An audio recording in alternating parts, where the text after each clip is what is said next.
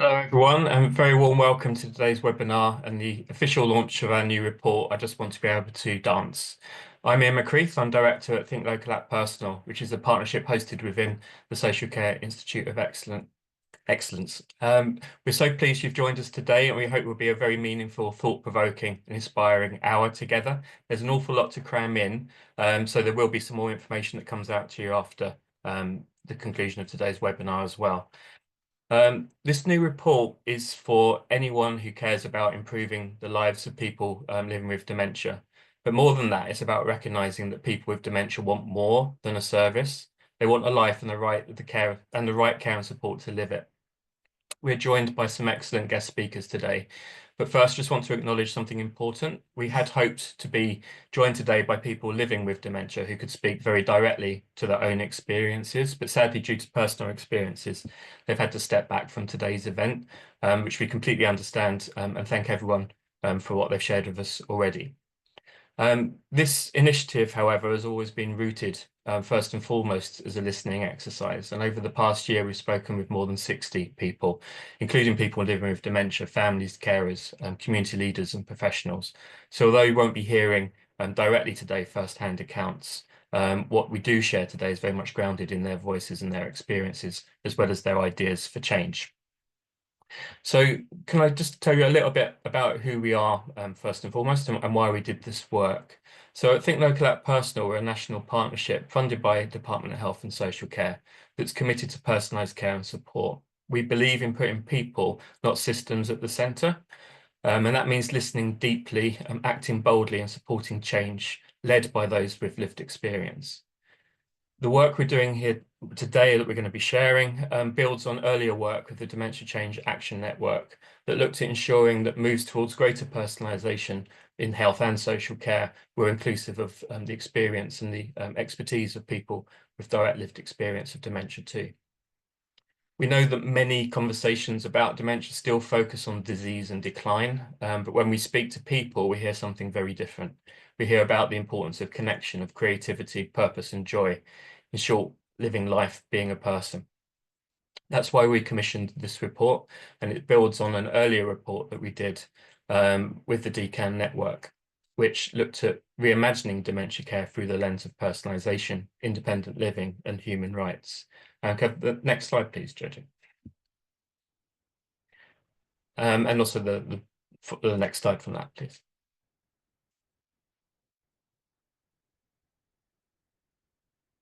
Lovely. If you could just go through all the links on this one, so we get all the slide on the screen. Thank you. Today's report that we're launching doesn't start with policy frameworks, it starts very much with people, and it brings together the insights from these conversations, as well as highlighting real-world examples where people and communities are making this vision a reality. You'll hear about all of this today from people who wrote the report and who are championing these ideas in practice. We're delighted to be joined by Neil Crowther and Liz Leach-Murphy, the report's authors, Dame Philippa Russell and Damien Murphy, both long-standing advocates for personalisation, inclusion and change driven by lived experience, and who are part of the working group for this project. We'll also then hear from Jill from Dementia United, who will talk about Greater Manchester's plans, and Rachel from the Beacon Dementia and Wellbeing Project in Rosendale, to give a flavour and a sense of the action that's already taking place to make sure that dementia support is delivered in the way that the report envisages. So it's a very full agenda. We encourage, because it's a webinar format, there won't be a time for a live Q&A. We do encourage people to use the chat throughout the webinar, whether that's with questions or observations, reflection on what you're hearing. And it'd be great if you have some real world examples or good practice and experiences that you want to share in the report as well. At the end, I will be talking about what we want to do next. We don't want this just to be a report that sits on a shelf or gets read. We want it to actually be translated into practice in policy, as well as the experience that people have in their day-to-day lives. So any information or any connections that we can get with each other through this event in the chat, we'll make sure we make full use of those as well. So let's hand over first to Neil and Liz, who are going to take us right into the heart of the report.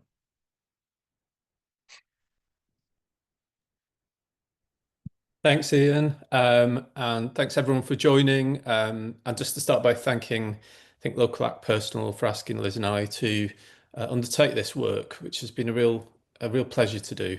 Um, as Ian said, the project was about listening to conversations about well-being. It's about listening to what mattered most to people who have dementia, who form the majority of our conversations, as well as to some people who share their lives. It was about what people said helped them to maintain their well-being now, and about people's thoughts and ideas about the things that could help were they available. Just a bit about the methodology. The conversations were open and fluid. We began with some talking points about well-being, but we kind of followed where people took the discussion. Sometimes they took place one-to-one, sometimes in pairs or small groups, and sometimes with larger groups. Um, they all took place within established group settings, and that was an opportunity, but it's also a limitation of the research in the sense we were only able to reach people who were already engaged in some way with the groups established, particularly self-advocacy groups for people with dementia. Liz and I recorded and transcribed key points before sharing these back with participants for their comments and approval. As Ian said, we spoke to just under 70 people in total in the Northwest and Yorkshire and in London and the Southeast. And I want to begin by thanking everyone who gave their time and insights and shared their thoughts and feelings with us. We know from the sessions that sometimes those conversations were painful for people and there were tears. But there was also quite a lot of laughter too. There was a lot of warmth, a lot of people supporting one another, and heaps of ideas and creativity. And I just want to put on the record how much I enjoyed spending time with everyone and how life affirming I found those conversations. Um, Given the limited scope of the study, we were also conscious of the importance of taking account of recent work covering similar ground. So through desk research, we've also included that evidence in the report, and many of our findings echo and amplify those. We also had the support of a brilliant oversight group who are named in the report. And crucially, we've also sought to match what people said mattered to them with promising practices, the future possibilities in the present that give us a sense of hope about where we might go next. We're going to start by sharing two stories that we feel speak to the findings overall. Our colleague Tricia Nicol, who promotes people's right to what she calls gloriously ordinary lives, always talks about how our lives are made up of the things that make our hearts sing and the mundane everyday stuff, and how we need both to make up a life. So Liz is going to start now with a story about the heart sing. Liz. Thank you. Thank you, Neil, and thanks for the introduction. Absolutely. And I second what you say with regards to the feeling of being alongside people in these conversations and how life affirming it was to be able to hear people's stories. And as part of the project, I was able to attend a Memory Lane Cafe, which takes place in Halifax, which is in West Yorkshire. And I spent some time there chatting to people, opening up conversations about their experiences of living with dementia. We talked about what makes a positive difference in their life and what supports their day-to-day life and well-being. During one particular conversation with a woman, we talked about what she does each day. And she seemed to have some things to keep her occupied, but I really noticed that nothing seemed to be sparking that sense of love and enjoyment. There was nothing that was radiating from her to give me the sense that she still had that in her life. So then we moved the conversation to start talking about if anything could be possible in what she did, how she'd want to spend the time. And it was at that point she simply said, I just want to dance. And that really struck me, not only because of how she changed her demeanour at that point, but she then started to talk about how then she'd have something to look forward to. She'd be able to get dressed up for that, and she'd be able to move freely to the music and the music that she loves. And she then started to talk about, well, where could I find that and where would I find that? And from that point, the conversation progressed and we started to explore things together. But what really struck me at that moment is how ordinary her wishes were and how possible that would be through having an active and connected community. So I'm going to hand back to Neil to talk about the story he's going to share. Yeah, so my story's about the mundane rather than the heart sing. This was a woman who contributed to the conversation, one of the conversations we held in Kent. And she was telling us how she'd been fortunate to be able to move into a small annex that was built especially for her in the home of her daughter and son-in-law. In her words, that had allowed her to maintain her independence, but to feel connected and supported with her family around her. She told us though how she now struggled to make meals for herself, so she didn't have a kitchen within this flat, and the meals were made for her by her family, and she ate with the family, including her grandchildren, every day. But one of the things she did say was that she both enjoyed and she still was very good at ironing. And so she ironed all the family's clothes and all their bed linen and so on. And she just told us how feeling helpful within her family and that she could reciprocate and make a contribution was crucial to her sense of well-being. And that was echoed by many others in the group who just talked about having a role, having status, having purpose, having a life beyond dementia being so important to them. Now, as I said, both the heartsing and the mundane are crucial to living a good life, but we'll hope you'll forgive us for choosing I Just Want to Dance over doing the ironing for the report title. But Liz is going to talk you through now in a bit more detail about some of the things people told us mattered to their well-being and what people said helped them. Thanks. Thank you, Neil. And could we have the next slide, Jojo, please?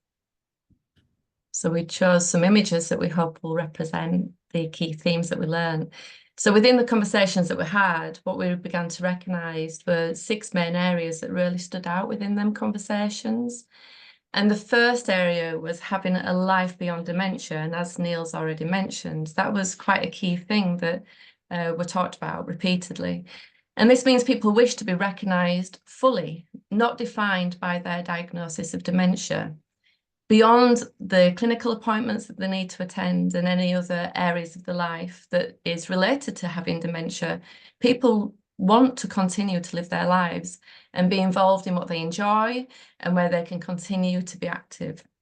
And one of the people that we spoke to, one of the quotes that we share in the report is, "Dementia is not the end of my life." And one of the things that I learned about was a person who I met who was just about to go into the town centre and set up a photo exhibition, sharing their photography and being able to share that with the community and anybody who was interested in photography and the arts. And that photography was capturing life and the meaning of life as well. And that really struck me that that person was finding a way and an opportunity to be able to live beyond their diagnosis of dementia.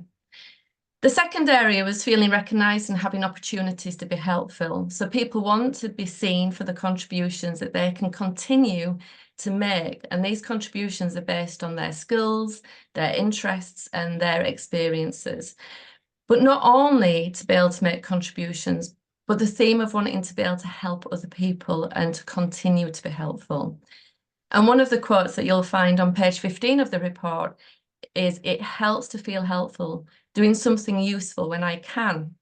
And again, on another occasion, when we were just about to start a group conversation in East Riding, one of the members of the group talked about how they'd been to the local Minster and had spent his morning helping to put up the Christmas tree exhibition within the Minster. And I've got to say that that is a huge exhibition. There's lots of trees that get put up and decorated in that Minster.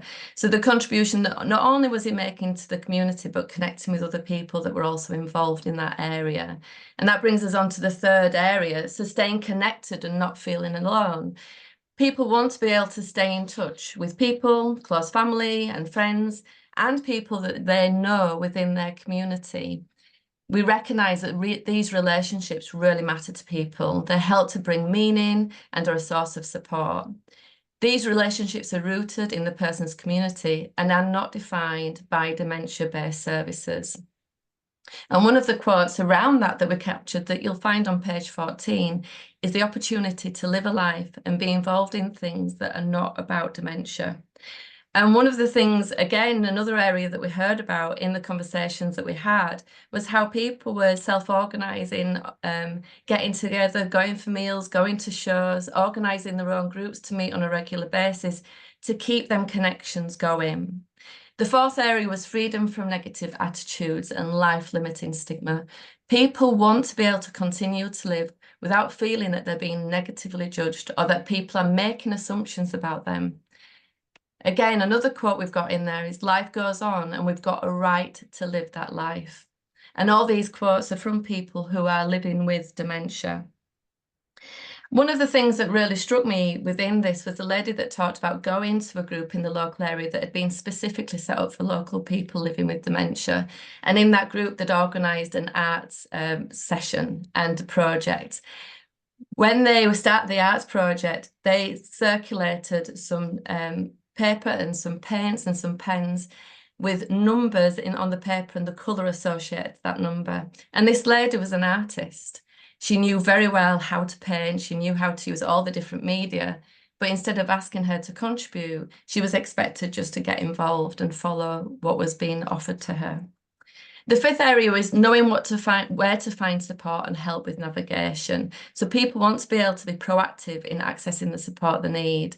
And to do this, people need to know where to find support and to receive a positive response when they reach out for that support.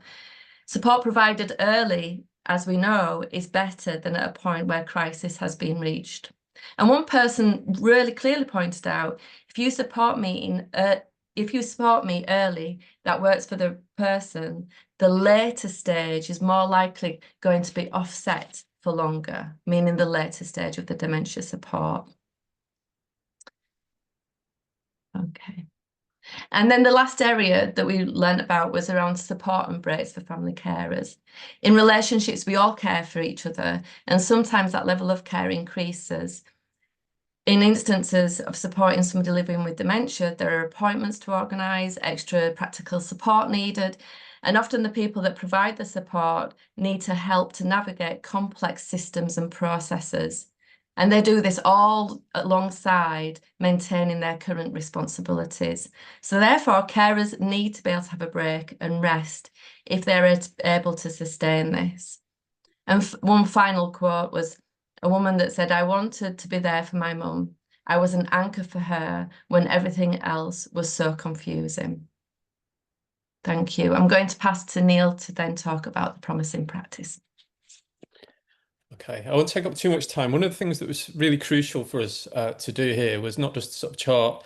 We also explored what people were doing now, what people would like to see, but we really wanted to point to possibility, solutions.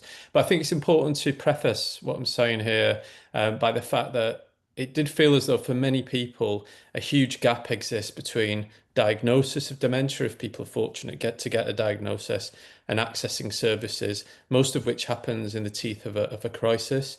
For many people, the greatest source of support was their partner, family, or other people living with dementia. So we share a few glimpses of the future in the report, but they are, I'm afraid, far from what many people are experiencing. But that for us is the space in which this opportunity lies for social innovation and community development. I'm just going to pull out a few examples rather than go through them all now. We were really heartened to see the major new campaign launched by the Scottish Government explicitly about tackling stigma faced by people living with dementia. I found it interesting that it echoed the mental health anti-stigma campaign Time to Change by focusing on the response and behaviour of family and friends. I think a similar initiative or initiatives in England would really be welcome. Crucially, people's need for well-being is not met by the NHS or adult social care, but through living a life of connection and purpose in supportive communities and places. We noted how a number of places had or were co-producing with people with dementia and their families broad place-based strategies and plans that engage with and draw on all local assets of the community.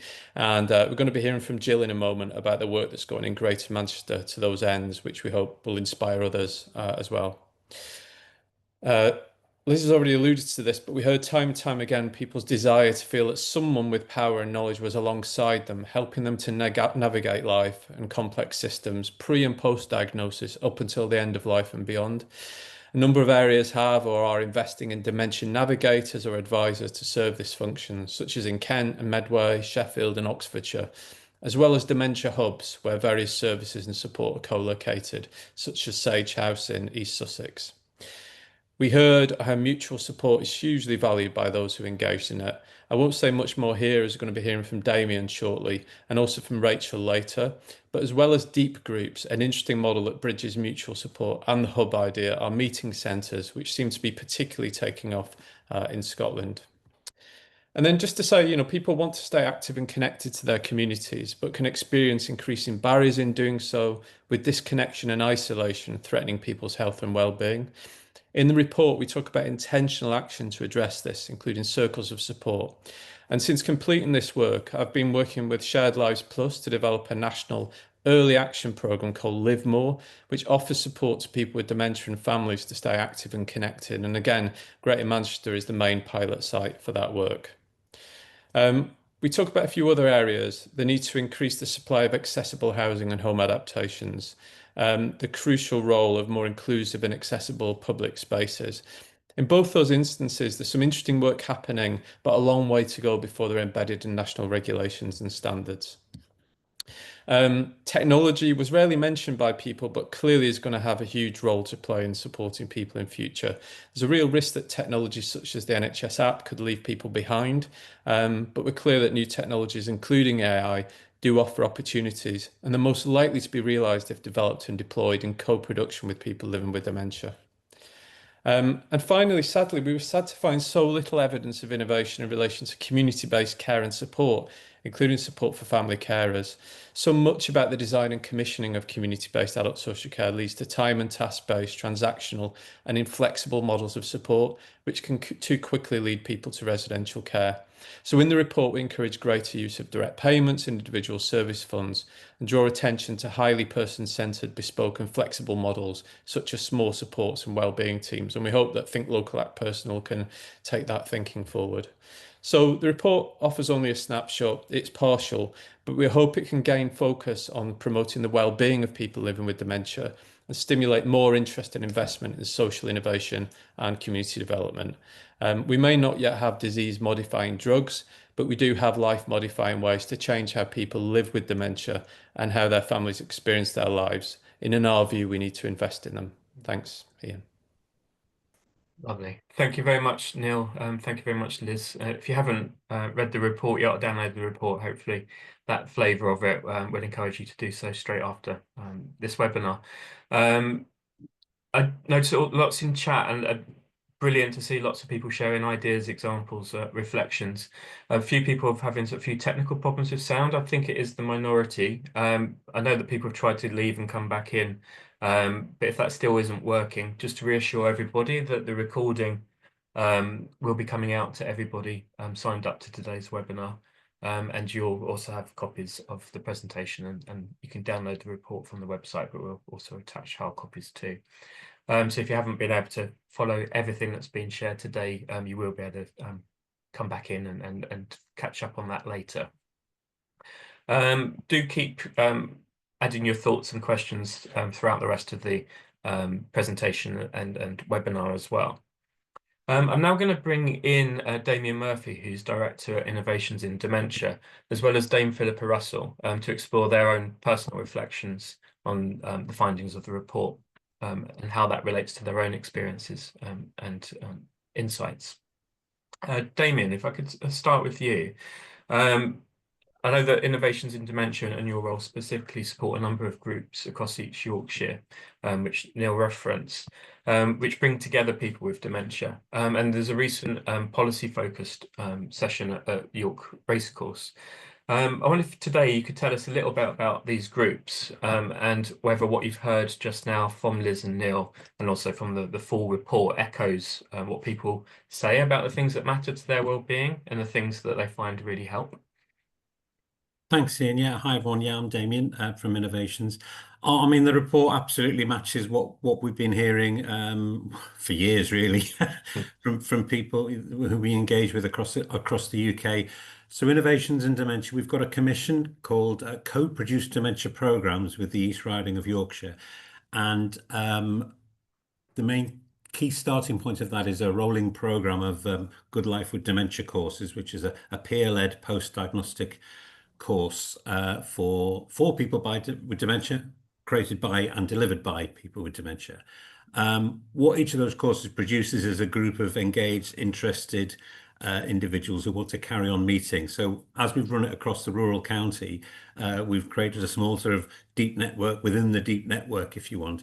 And, you know, we thought, let's get everyone together, because 4 or 5 years ago, I was about to say these people weren't there. These people were there, but nobody tapped into that, into those voices. So we said, right, let's have a celebratory event. It was at Beverley Racecourse, which is equally as nice Oh. as York Racecourse. A very sunny day. Great celebration to bring me out about 50 odd people with dementia come together. And we celebrated what groups are doing, but we also asked sort of two questions. We did a bit of work, and the key questions were, one, what's your message to other peers, other people living with dementia, based on your experience? And what's your message to the wider world?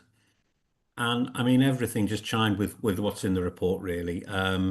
Huge in terms of the message to other peers, huge levels of encouragement. Life goes on. We've got rights. Don't give up. We're living proof there's life after a diagnosis. You don't lose all your brain cells in one go. Life goes on. And hope, belonging, rights, all that sort of stuff came out really powerfully. And then the other question about the message to the outside world, again, sort of giving people practical tips, whether they're general public or service providers. Listen to us. We are a resource.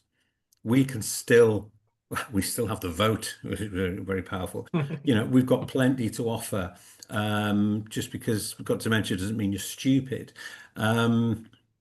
But there was a recognition of saying, right, okay, as a group of people, we also need help to be able to platform, to have that space to carry on meeting as peers. And we demand it really, but we need your help. So there's a recognition of that interdependence. I think my co-presenter, David, said sort of some that are perfectly saying my memoir needs a bit of aid, which was great.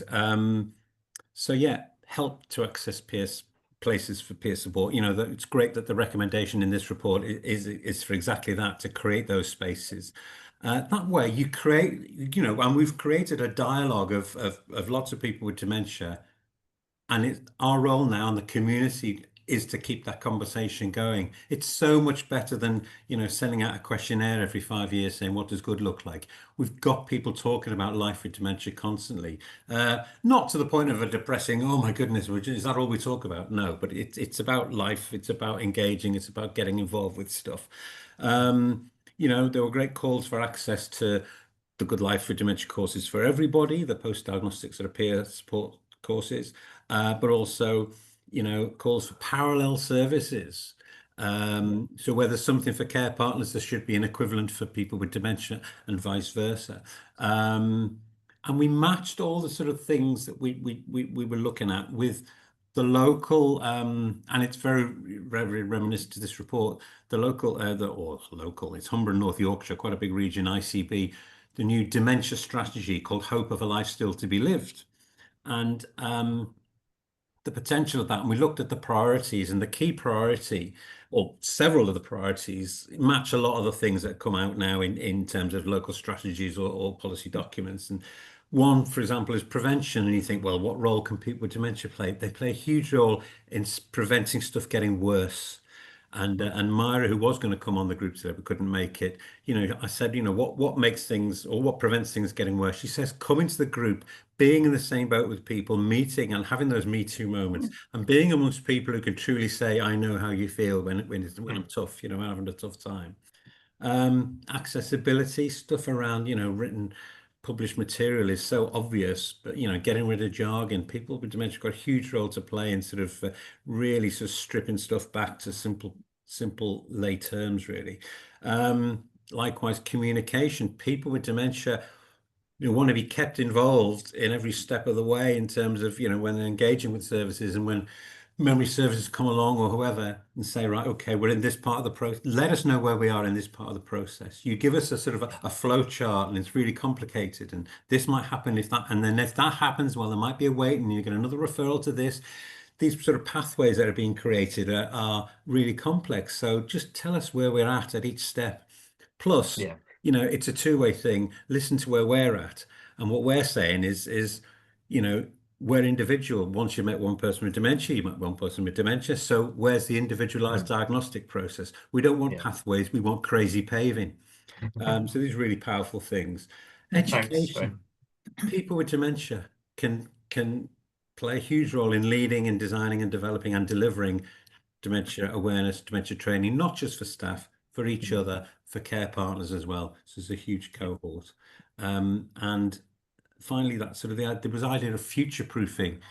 And it struck me at that gathering in Beverley that future-proofing is much more than, creating wet rooms and accessibility. It's about creating a new platform step by step where dementia is greeted with a lot more equanimity than it currently is. And, over time, creating that confidence. And part of your report says, get me at the beginning and I'll be easier at the end. And I think that's absolutely true. And one final thing that really struck me at the gathering was we'd asked care partners who were there to be supportively silent, and they did very well. But they were keen and queuing up to shout out how much they'd benefited from the Yeah. co-produced courses, which I thought was really interesting, that actually maybe a huge amount of carer support can come through programs directed at people with dementia initially. So that's my sort of food for thought, but absolutely chimes with the report, in terms Yeah. of what people are able to do and how they can bring stuff to life practically, really. And we had loads of ideas. A lot of that is already happening. I'll Yeah. stop there. I'm probably waffling That's on. okay. I mean, there's so much more you could share. I know from the work, but it's just really encouraging that we have conversations about what matters, and you're sharing something that actually you're seeing that in real life. You've brought people together, and there's so many commonalities and shared experiences from what you read in the report to what you actually experience when people do get that chance to work with each other. And that isn't about not having support, as you say, it's about the right support, and doing with people, and that's people with dementia and families, and people providing that care and support, but also those sort of peer and mutual networks as well that grow out of bringing people together that way. So thank you, Damien. If you could put in chat any links that people can read more and find out more about the work that you're doing, I think that'd be really helpful for people. So Philippa, you've been a family care for people living with dementia, and a campaigner of the rights of disabled children and adults for many, many years. And what stood out from you from the report? Was there anything particular that spoke really strongly to you in terms of maintaining the well-being of the whole family, and carers of people with dementia? I think the most important thing for me was the recognition that the voices of people with dementia and their family carers really matter. And if I think back over the experiences of 3 people in my family whom I've supported with different dementias, the inability for early stages to respect them as individuals, the lives they'd had, the lives they could still lead, and our roles as a family in supporting them were so often just not heard. Diagnosis in the UK, I'm making a sweeping statement, but I've lived in other countries, tends still to be a battle to get something, and then very often sent away with a feeling that the doors are shutting around you. I felt that I dealt much better with my sister-in-law and my husband's dementia than I did with my mother's, because with my mother's dementia, I had realised that actually we needn't be alone. I knew from the world of disability, I have a severely disabled son, I had many contacts, I understood rights, roles and responsibilities, and I learnt the hard way that the lived experience of people with dementia, and very often they're not heard or dismissed still, and their families really matter. And I mentioned the UK because I think we do have a big problem in this country about valuing and listening to older people generally. I'm very struck by my experiences in Germany and Belgium, where there was much more of a community family approach, where people with dementia were out and about in the community with relatives and friends. There were a lot of problems, but they were actually seen in the community. And I think we still have tremendous issues about stigma. My sister-in-law was a distinguished scientist. I had lasting power of attorney for her. We're not a UK family, and I was the living relative. She fought for her diagnosis. She behaved like a scientist. She developed her life plan and she talked about her dementia all the time and made it plain that it didn't define her. She even spoke at a couple of scientific conferences and said, as she introduced herself, I have dementia. but it hasn't affected what I'm talking about. And as the dementia increased, she shared her experiences with other families because they mattered. There were people, many people she would never have met apart from dementia. And she talked about creating a village of mutual supporters with people that had lived around her while she'd been flying off to conferences and here and there. And she wished she'd known them earlier. And it was the little things which the navigation and the sharing help with, as well as the big diagnosis. For example, Doreen loved reading novels. This was to be, after all, her scientific research, her hobby. But she would start to forget halfway through, read a chapter one day, couldn't make sense the next. But most of her favourite authors had written short stories. So we liaised with the local library, we liaised with Kindle, we liaised with the local dementia groups, and we built up a stockpile on Kindle or books of short stories for people who want to read. My mother was very musical, and I think here again we need to recognise, maintain, and support the talents that people have. Because you've got dementia, it doesn't mean that you can't contribute. My mother had been a professional pianist in New Zealand, a classical performer. When in the UK she began to deteriorate, we were offered a lot of things, including the dementia choirs, and they're wonderful for a lot of people. But my mother's face would drop whenever we suggested or took her to one. I don't like the music, she would say. I don't want to sing. And we discovered quite by chance, when taking her to a community art group, she went into the wrong room in the community centre and found herself with a preschool holiday group, and there was a piano. And she just sat down at the piano and started playing. She played Mozart, she played Beethoven. I mean, she couldn't read music, she couldn't read anymore, but she played, and the children were absolutely delighted. But after that, interestingly, she still didn't want to sing, but she was actually playing by ear the songs that the group in her particular care home. She did eventually move to a care home after a disaster in the house in Cumbria, which she more or less blew up by putting 12 tins of salmon into the oven when nobody noticed. Our chief memory of that time, she remembered it to her death, was that the salmon exploded and our lovely Labrador dog, Salmon Pink, stood in the kitchen while the roof fell down on top of her. My mother always remembered the pink Labradors and always said Labradors should be that colour. But she had to, in the end, we had to move. But I wanted to make a final point there. I don't want to dominate the discussion. We need to look at housing options, because not every person with dementia is living in a community where they know people, they've got people who can support them. We're a very mobile society. And care homes and nursing homes are part, or should be part, of a range of options for care. People should be able to maintain independence maximum time.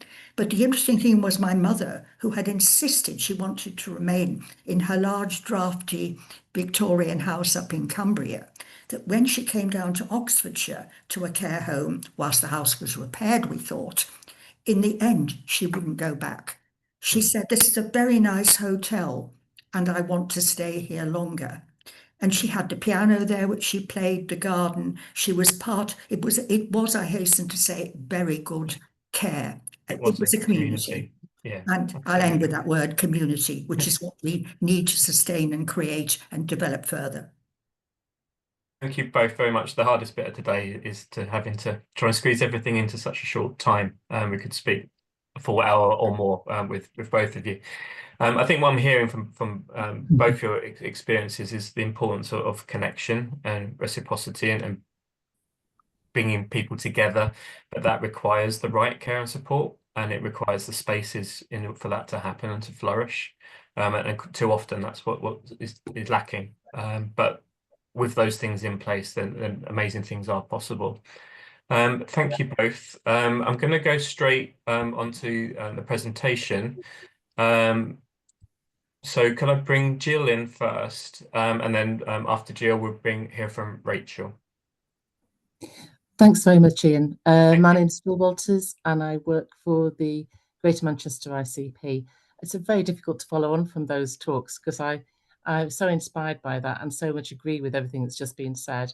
but I'd just like to go quickly through the approach that we're taking in Greater Manchester. So obviously we work for a programme called Dementia United. If you next slide, please, we'll just explain what that is.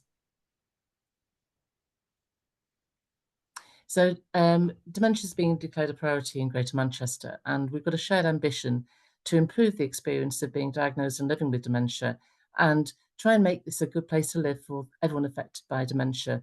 And we're trying to do that by working in co-production with partners across Greater Manchester to deliver meaningful reform and quality improvement. Next slide, please. So some people say, well, why do we need a specific programme for dementia? And I think it is always useful to remind ourselves of the importance of this issue and how many people are affected by dementia. It's everybody around us, it's our families, it's ourselves, and it's not something that's going to go away. So we have to really try and think about living well with dementia and think about how we can support everybody involved. Thank you. Next slide, please. I think what's really important and what's really come across from the last few speakers is how lived experience of dementia needs to be at the heart of the work. And I think that people who are living with dementia and carers are the best advocates to advise the NHS and to really use their experience and expertise to say how things need to change. So we feel that's incredibly important. So we have got people living with dementia and carers on every level of our governance, trying to design and develop programs for improvement. So just this week, we've had conversations with people living with dementia and carers about a number of different change programs, and we're going to have a meeting tomorrow about prioritisation of some of the programme going forward. Thank you. Next slide, please. We have got, we do cover Greater Manchester, 10 different areas there, and we do sort of recognise there are different issues in every area. So we're linking through a kind of a hub and spoke type model to try and make sure that people are represented from each areas. And we have a broad network, which includes people who are experts by experience. And then we feed that through into a couple of governance levels to try and drive change. And as I say, people who are living with dementia and carers are represented in those governance levels because we do feel that's the only way to try and make things happen differently. Thank you. Next slide, please. We have also put together some quality standards, and we're trying to ensure that wherever you live, we can try and offer the same level of dementia support. There's quite a long way to go, but we've been trying to do this through workshops in each area, and we have just done a new report with a series of recommendations for how we can try and improve dementia support in each area in line with those standards. And one of those key standards is about how are you involving people with lived experience and how are you looking at people's ability to live well in those communities. Thank you. Next slide, please. In terms of our Live Well offer and the dementia programme, the Greater Manchester Live Well programme has got a vision, and within this, we're trying to work alongside our population health colleagues to look at a dementia and Live Well programme. So these key elements, which I'll go on to in a moment, have been developed and co-designed by people with dementia. And these really resonate on some of the things that people have been talking about today. In terms of how people might live well, I think it's very much about understanding that people do want to not be defined by dementia. They want to be able to live well. They want to be able to combat stigma. And we want to be able to think about people as individuals and really highly personalised support. Thank you. Next slide, please. So the vision for Live Well, which is on the left-hand side, the Greater Manchester Live Well vision would be providing a really comprehensive, connected and equitable support system for all residents of Greater Manchester, fostering a supportive, inclusive and thriving community environment, integrating support, focusing on prevention, promoting economic and social inclusion. So Live Well, the ambition is to ensure that every resident can live as well as possible. And elements of the Dementia and Live Well offer. You see the circles on the right-hand side.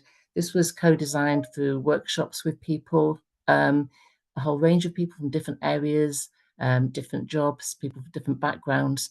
And these were the key elements that people felt were most important and that form part of our ambition going forward. So one of those, as you can see, is about having more dementia-friendly communities.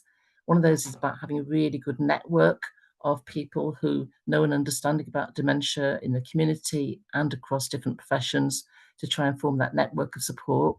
Another one is about a dementia hub, a place to go to connect to others, chat with people, and help with the range of challenges that people face so that people are not on their own.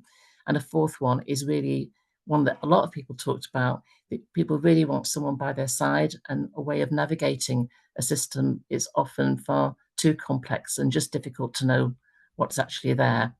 So we have teamed up, as I say, with Live Well colleagues in population health. And what we're trying to do is think about how we can make all those things a reality. We know there's a long way to go. We know it's a big challenge, but those are the ambitions that we're setting out and challenge ourselves to achieve. Thank you. Yeah, thank you, Jill. Can I go straight to you, Rachel? There's so much I want to say about the Greater Manchester work, but we need to keep to time. And you have sort of about 10 minutes or so, Rachel, to Yeah, share that's your fine. Thank you. insights. Thanks, Ian. But, Yeah, yeah, thank you, you. Jill. So hi everyone, I'm Rachel Hoyles, and I'm one of the co-founders and trustee of a very small charity in Rosendale called Beacon Dementia and Wellbeing. Next slide, please, Jojo. So who are Beacon Dementia and Wellbeing? Well, it was 8 years ago really when my friend Jane and I put our heads together and wanted to make a difference in the community, and we formed something called Beacon Dementia and Wellbeing. And 8 years on, we're the leading dementia charity in Rosendale. And we're very ambitious. We're trying to think big all the time, but we are led by people really. We listen to them, and whatever their needs and whatever their wishes are, we have developed that. One of the wishes was something similar to what Jill has mentioned there around the hub offer. So we've created the first ever dementia-friendly shed in the UK, in Rosendale, which is not very far from Greater Manchester and you, Jill. But we were very pleased that Liz and yourself invited us to be part of this report, and just reading through it this morning, it just echoes exactly what we're doing at Beacon there. So that's quite reassuring that we're sharing and working with the same messages there. But yeah, you'll see in the little picture there, that's Colin there on the shed veranda there. But that's Colin who comes from our shed, and that's the shed in the background. But we invite people to come to the Beacon shed, which is one of our hubs, for a morning or afternoon session during the week. And it's a place where people can just be themselves. They're just there to meet friends, have a brew, listen to music, do gardening. We do lots of joinery, making. We're part of a big community as well, where we are. And we're very, very fortunate. We're based at the back of a beautiful museum called the Whitaker Museum, which is in Rottenstall. And we're in the grounds there, surrounded by trees and nature. And it's just a very special place for everyone. We work from a strength-based approach, and we give our staff and our volunteers permission to do good stuff.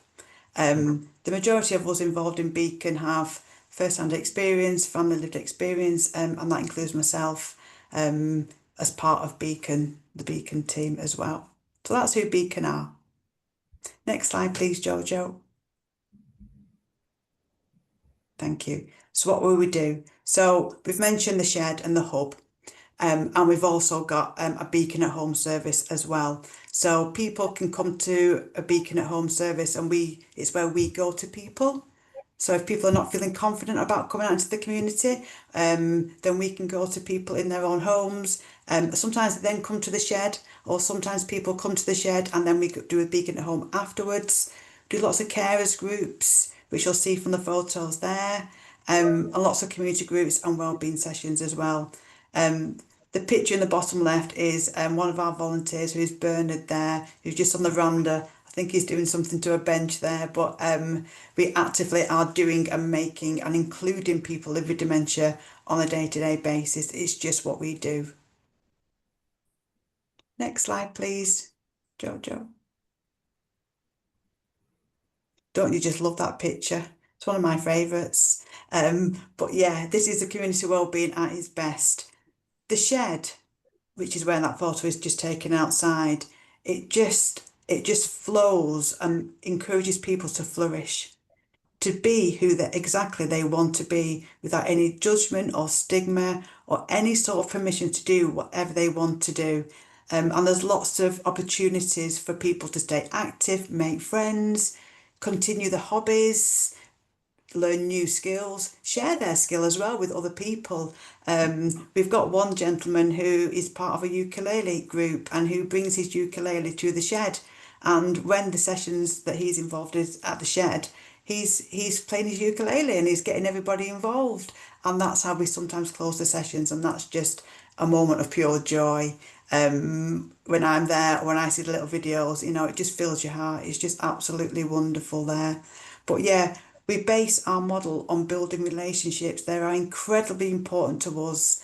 And we, you know, we've got the pleasure of doing that. We run small groups. We're not big. We run tiny little small groups so people have the time and opportunity to build them relationships, which is really, really important. It gives opportunity to people to be themselves, to have fun, and to feel safe as well. So that's why our groups are quite small. But just one quote at the bottom there, which I heard last week from a daughter who said, her mum loves coming to the shed. Here's her extended family where she feels free to be herself and feel connected to others. And I think that's what the Beacon do. We are part of the community, and sometimes living with dementia, you can feel disconnected. But this is the link to the community and to people, and they really have a chance to shine. Next slide, please, Jojo.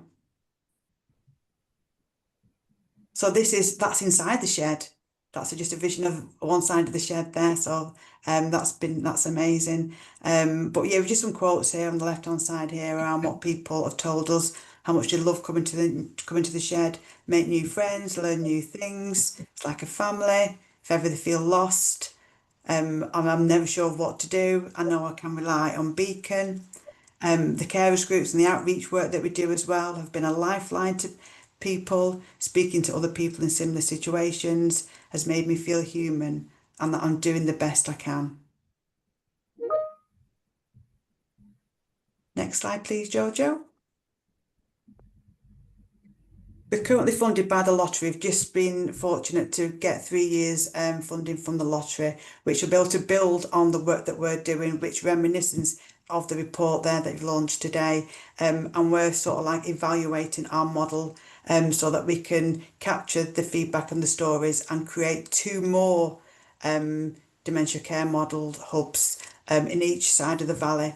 Which we know is what people have wanted for a long time. So we'll be working with people with dementia and their carers and the community to build them over the next 3 years, and enhancing our community wellbeing offer as well as continuing to fundraise and do even more great stuff than what we're doing.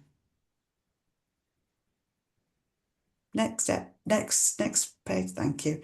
I've just put my contact details there in case anybody wanted to contact me if you've got any questions. I know we're short for time and there's not a lot of questions there, but if anybody wants to ask me or email me, then you're more than welcome to. Got a very active Facebook page as well where we post most days. So if people wanting to have a look at that, then they're more than welcome to.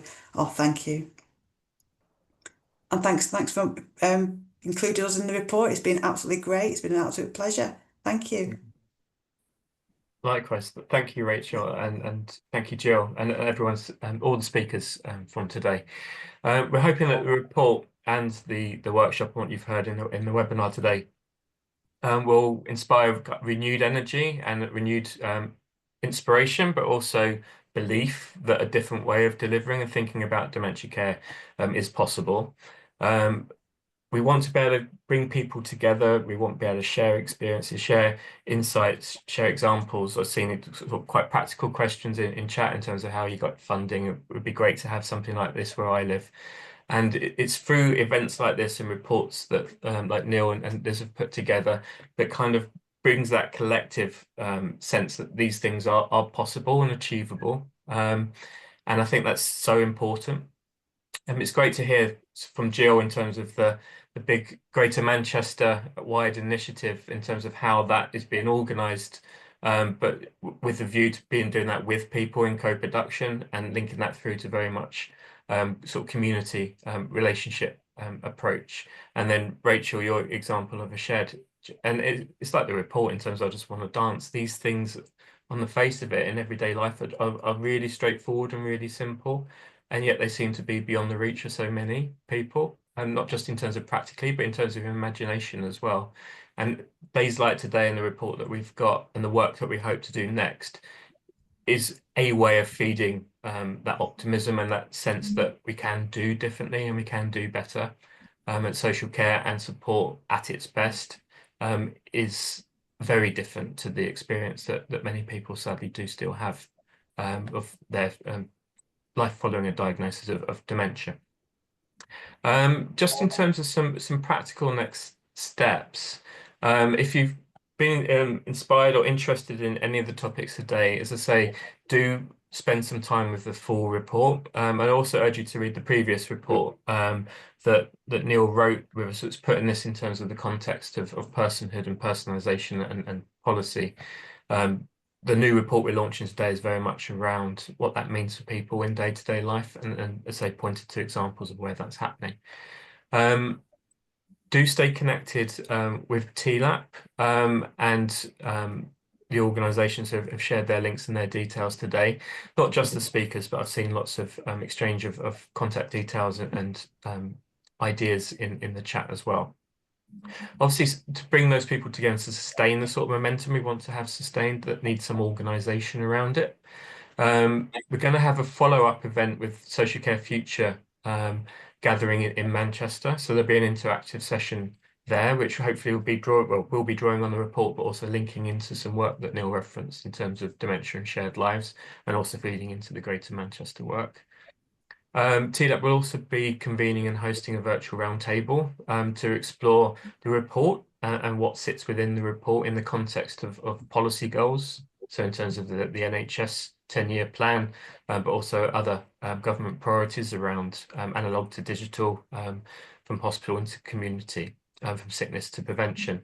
What does that actually mean in the context of dementia and the sort of dementia care and support that we're interested in and that we're hearing about today? So we want to bring those people together to begin to see where are the opportunities to really bring this approach and this thinking into policy development, but also then how that gets translated into practice as well. So we'll commit as TLAP to continue to have these discussions and explore ways to move forward. And finally, the other sort of commitment we have from TLAP is to bring dementia very much into the heart of all that TLAP is focused on. So whether that's direct payments, personal budgets, individual service funds, to give people more choice control about the care and support that they can receive and be active partners in. Whether that's looking at the use of AI and digital and technology, whether that's looking at supporting changes and shifts in commissioning, again, in co-production with local people, whether that's policy development work. We need to make sure that the experiences and the opportunities and the knowledge and the insight and the expertise that is within the dementia world is brought much more fully into the work of TLAP and the wider personalisation movement.